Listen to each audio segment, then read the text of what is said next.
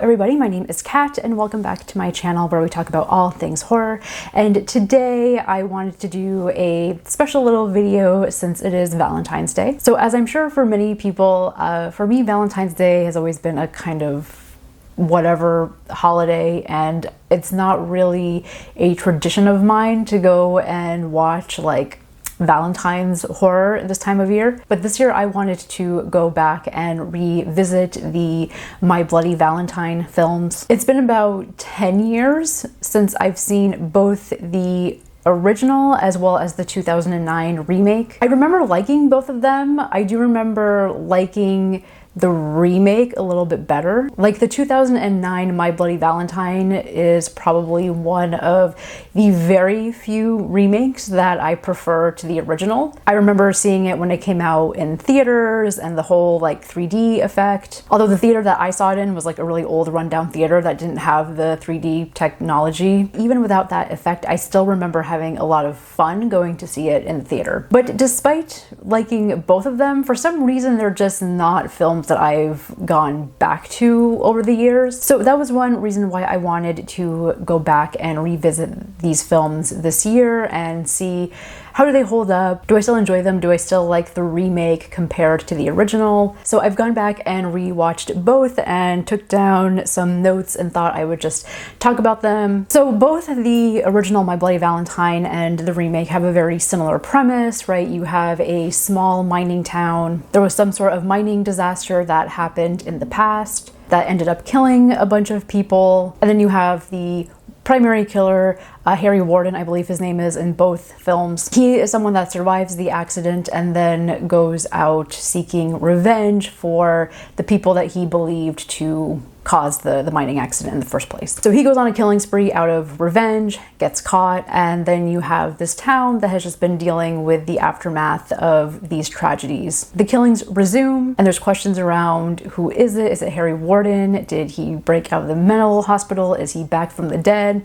All of these fun plot elements that we love in these kind of horror films. So just my general thoughts rewatching them. I did really enjoy revisiting these films. I really enjoyed watching both. And similar to my thoughts 10 years ago, I still really prefer the remake over the original. I really like the remake a lot. And I totally forgot that Tom Atkins is in the remake playing one of the police chiefs. Happy fucking Valentine's Day. And Tom Atkins is just like, he's my Valentine every year. So it was really fun to see him in this. And then of course, you know, you had all the like teen heartthrobs of the early 2000s. So the remake definitely brought up a lot of nostalgic feelings for me. So I think that's also why I probably have more of an affinity to it than the original. But I do like the original as well. I think it's a classic slasher film. It's also apparently Quentin Tarantino's favorite slasher film of all time. So I have some notes here, just kind of breaking down like the narratives and the characters and kind of my thoughts on each. And I guess I'll start off by talking about the scares in the film. I mean, I have to say, I don't find either of these films to be scary. I don't remember finding them scary when I watched them 10 years ago. But I will say, in terms of atmosphere and just kind of building that tension, I do think the original does a much better job at that than the remake. There's this book by author David Roach. I think I have it somewhere here. Yeah, this book. David Roche, something like that. If you're into like film theory and history, this is a really interesting book and where he breaks down early horror films and then their 2000 remakes, and kind of talks about this general sentiment that we all have, which is that remakes tend to not be as scary or as entertaining as their original counterparts. And throughout this book, he talks about the concepts of horror versus terror, or like horror versus tension and suspense. And his argument basically is that the 2000 remakes tend to focus a lot on the horror. And what he means by horror here is like the gore, guts, the very grotesque images, right? We have a lot of those 2000 remakes. You think of things like the Texas Chainsaw Massacre remake or the Halloween remake. Those are films that really revel in like the special effects, lots of close-ups of the stabbings and wounds and just the dark blood. I remember that was a thing in the early 2000s, like blood was really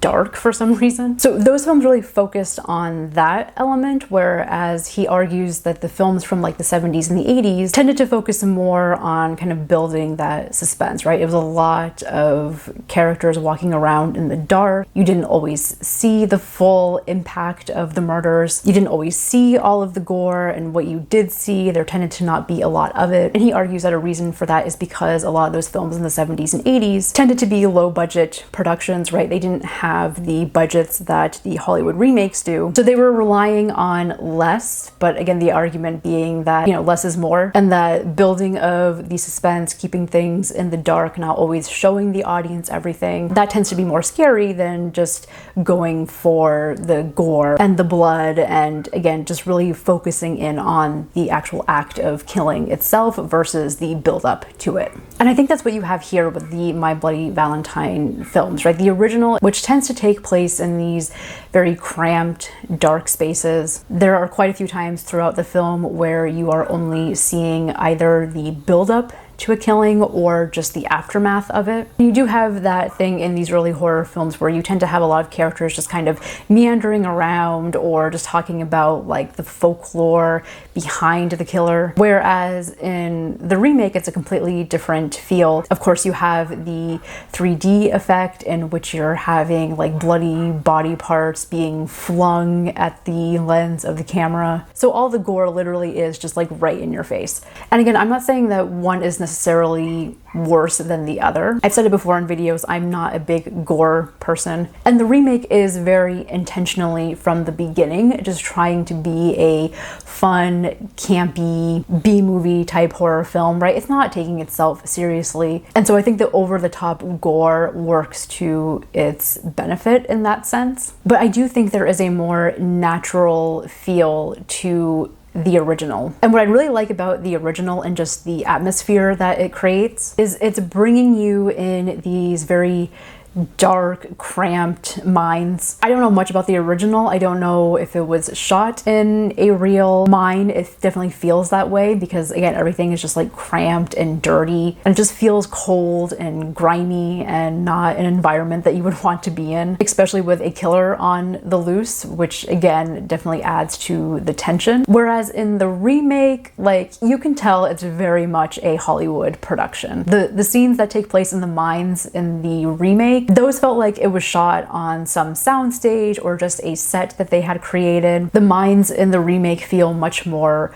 open. There's a lot more room to move around and run around in. They're also well lit. You can pretty much see what's happening all the time. And I felt like the original also did a better job of bringing in like the real life dangers of working in mines. This is a film that's coming out in 1981. So it's also coming off the heels of what was happening in the 1970s, where you did have miners going on strike, the real life consequences of miners having to work in very terrible conditions for little to no pay. If you want to learn more about this, I highly recommend checking out Barbara Koppel's Harlan County, USA, which is a great documentary on this subject. But I feel like the original, while it wasn't like necessarily talking about that a lot, there was still that element that was there and very present, combining these real life dangers with the fictional horror in the film. Again, it just adds a realism to it that the remake doesn't have. The remake is really more focused on the kind of love triangle aspect of the story, which I'll talk about in a minute. But yeah, overall I liked the realness that the original had. I also felt like the actors in the original film felt more like real people rather than these very, you know, polished, very beautiful, airbrushed Hollywood actors that we get in the remake. That's not a knock on the actors in the remake because they were definitely very fun to look at. It does take away from some of the grittiness that you do find in the original film. So as far as things like characters and plot go, as I was saying earlier, they pretty much follow a similar plot, although in the original, there's much more of an emphasis on this Valentine's Day party that the characters want to go to. The remake is cute because it is definitely following that early 1980s slasher formula. It is pulling a lot from Friday the 13th. You know, like the killer's backstory. You find out that he was a tortured child. You have the older crazy man who is going around and warning everybody that they can't celebrate Valentine's Day because the killer is going to come and punish them for it, right? You have like the whole scene of everyone at the bar and everything goes quiet, and the crazy old guy starts telling the story of the killer, so you get that background, very similar to stuff that we see in Friday the 13th, especially like that campfire scene from part 2. I'm telling you now, this town is accursed. No, it started 20 years ago. So it's relying very heavily on that formula. In many ways, seeing a film like this just feels like wrapping yourself in a warm, cozy blanket, right? Like, you know the tropes, you know the characters, you pretty much know everything that's going to happen and when it happens, but there's something that's very comforting in that and enjoyable. Whereas I feel like the remake, you do have kind of the usual stereotypical characters, although I do think they are a bit more developed in the remake. And the remake, you know, one of the things that I remember the most about it when it was first released in theaters, and what I remember most about the marketing campaign for the remake, is it was very much promoting itself as this very fun Valentine's Day movie to take your date to. I very clearly remember the advertising campaign like celebrating the fact that this was a movie that had the gore, that had the sex. What makes the perfect date movie?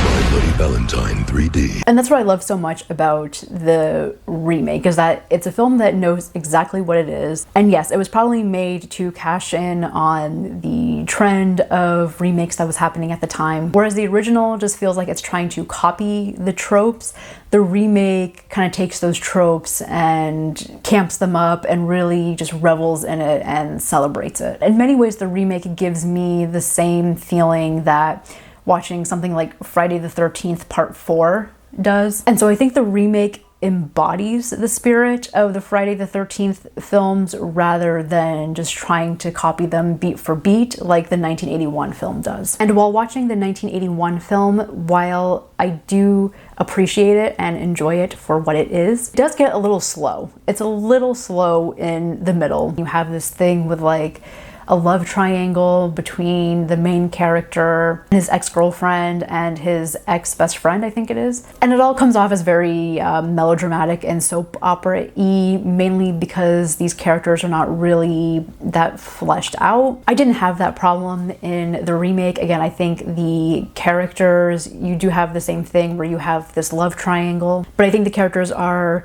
more well established. There's also interpersonal drama within like the marriage of the two protagonists. You see that they're struggling with each other. So there's an added layer of tension and mistrust in their relationship. And I think this also points to another reason why the remake works so well here, at least for me, is the fact that the 1981 version, well, again, it's cute for what it is. I don't think on its own it's like that great of a movie. Sorry, Quentin Tarantino. And so I think the remake had a lot of room to be able to kind of take the concepts that were presented in the 1981 version and just expand on them and make them better. And that's what gives it a leg up versus some of these other 2000s remakes. A lot of the other remakes of this time tended to feel very derivative of the original. They didn't always give anything new or interesting other than just the over-the-top gore effects. So in a lot of cases with these 2000 remakes, you're having a scenario in which studios were taking films that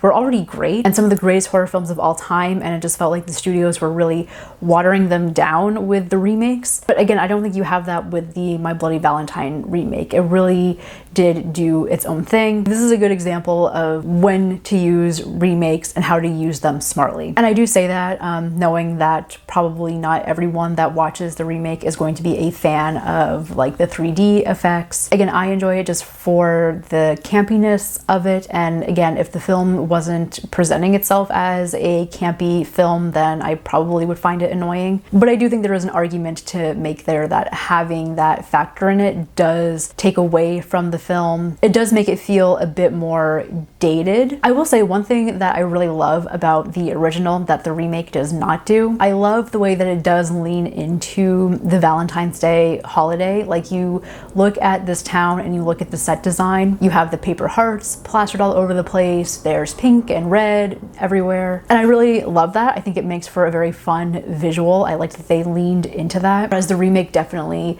doesn't do that. The remake has that kind of mid-2000s feel where everything is a bit washed out, has that kind of grayer tone to it. So those are my overall thoughts on the My Bloody Valentine films. Again, I really had a lot of fun revisiting them. They're good movies, they're good for what they are. I don't know where I've been the past 10 years and why it's taking me so long to revisit them. They're also good movies that you can just kind of throw on in the background and have playing while you're, you know, like baking or cleaning the house or whatever.